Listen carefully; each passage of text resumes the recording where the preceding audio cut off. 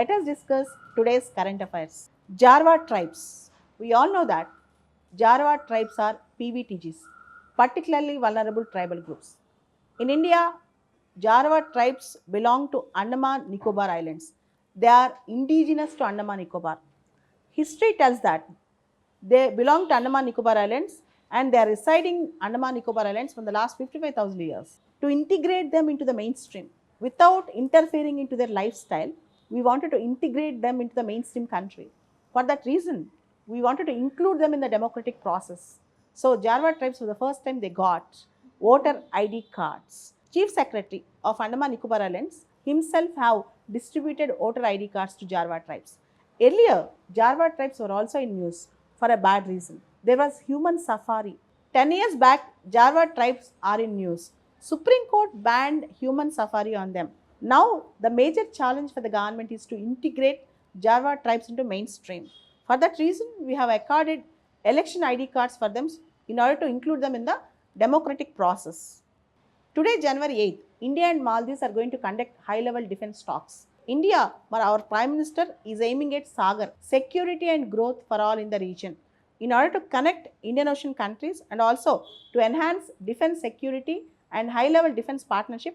India and Maldives are now conducting talks. There's a big news that is coming up on ISRO, Indian Space Research Organization. Sri V. Narayanan is going to become new ISRO chief. He is going to lead ISRO in the new year. On January 14th, he is going to become the chief of ISRO. Earlier, the previous chief, Mr. Somnath, is going to retire on January 13th. Mr. Narayanan is a distinguished scientist and a senior director in ISRO. He leads the Liquid Propulsion System Center, which is engaged in development of liquid semi-cryogenic and cryogenic propulsion stages for launch vehicles, chemical and electric propulsion system for satellites, control systems for launch vehicles, etc.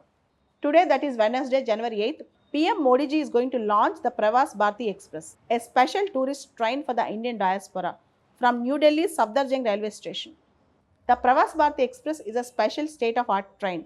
It is exclusively designed and built for the Indian diaspora and that too for the age group between 45 and 65 years. Tomorrow, January 9th is the Pravas Bharati Day. The Pravas Bharati Divas in 2025 is being held at Orissa, Bhubaneswar.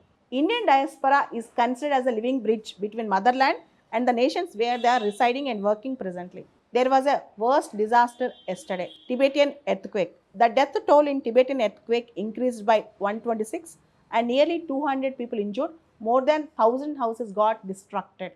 6 earthquakes, including a powerful 7.1 magnitude tremor, struck Tibet on Tuesday morning, that is January 7th, 2025, leaving almost more than 100 people dead. The seismic activity, almost 7.1 in Richter scale, caused a widespread panic in the people there. eShram portal. We all know about eShram portal. Now, Bhashini enabled eShram portal.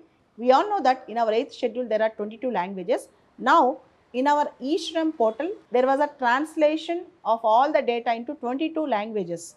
Right now, eShram portal have multilingual functionality to provide seamless access to various government schemes for unorganized workers.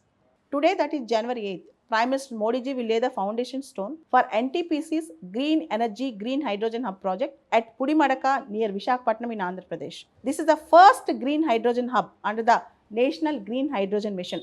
It is very, very interesting that the first green hydrogen hub is being opened under National Green Hydrogen Mission in Andhra Pradesh, Visakhapatnam. The NGEL Green Hydrogen Hub project entails an investment of around 1,85,000 crores.